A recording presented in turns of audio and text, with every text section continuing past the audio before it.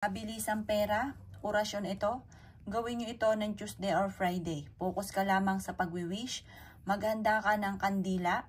Kandila na kulay yellow at saka kulay green. Maging usapin ng pulang kandila or violet na kandila.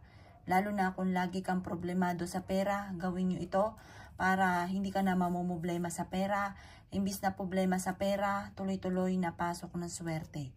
Ang gagawin nyo lamang, kumuha po kayo ng isang malinis na papel at isulat nyo dito ang inyong tunay na pangalan at apelyido. Sample lang po ito.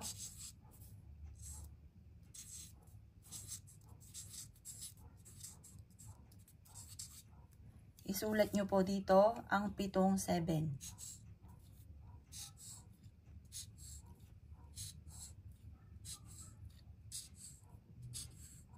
Isulat nyo po dito kung magkanong amount na kinakailangan nyo ngayong araw na ito. Basta focus ka lamang, maniwala ka na makakamtan nyo kung ano man ang ninanais. Walang imposible, lalo na kung marami kang mga pangarap at ikaw ay masipag at matyaga at ikaw ay hindi sumusuko sa hamon ng buhay. Subukan nyo po ito. Isulat po natin dito. Ito ay para gumana ang ating law of attraction. Naniniwala ako na magkakaroon ako ng maraming pera sa pamamagitan ng sipag at tiyaga at pananalig sa itaas at sa mga ganitong mga pamamaraan. Tinataboy ko lahat ng aking kamalasan, puro swerte ang darating sa akin. Makakamit ko ang ganitong halagang pera kaagad-agad. Ngayon, isulat nyo po dito kung magkanong amount na matagal mo nang ninanais. Sample lamang po yan. Wala pong masama na kahit kung gusto nyo lakihan nyo pa, walang masama mga bossing ko dahil ito ay mga wishes lamang mga bossing. Yan. Ngayon po, basta positive ka lamang. Kiniklaim ko na ang swerte. Maraming pera ang darating sa akin. Kailanman na hindi na ako maubusan ng pera. Magkakaroon ka agad ako ng 7 million.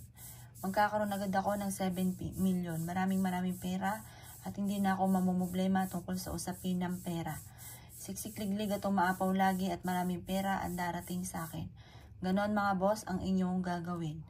Ngayon, kumuha po kayo ng asin. At sa asin na to, ibubudbud nyo po ito. Positive lamang.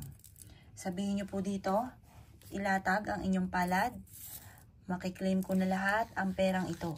Ngayon din ay magkakaroon ako ng maraming pera.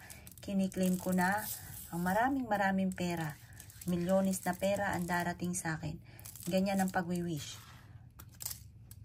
Itong palad na ito ay inaalis ko na lahat ng kamalasan at puro swerte ang darating sa akin. Yayaman na ako at magkakaroon ako ng maraming pera. Ayan, basta positive ka lang mga bossing. Tinataboy ko na lahat ang aking kamalasan. Maraming pera ang darating sa akin. Kailanman na hindi na ako mamumblema tungkol sa pera. Maraming pera ang darating sa akin.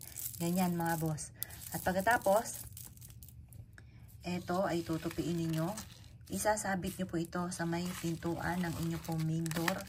At ito mga boss ay magdudulot sa inyo ng swerte. Inaalis ko na lahat ng kamalasan ko. Maraming pera ang darating sa akin. Ganon ang pag-wish na walang gamit na sana. Direct to the point. Kapag gumawa ka ng ganito, isisikreto nyo lamang po ito.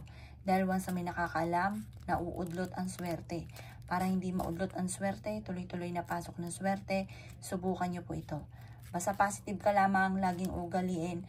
Magkakaroon ako ng maraming pera at hindi na ako kailanman mauubusan ng pera. At magugulat ka sa dami ng mga pera na darating sa inyo. Magsusunod-sunod ang siksik-liglig at umaapaw at maraming blessing ang darating. Ugaliin ang pagsasabi ng mga salitain magaganda. Kalimutan na ang salitain ng mga pangit. Good luck po sa inyo po lahat.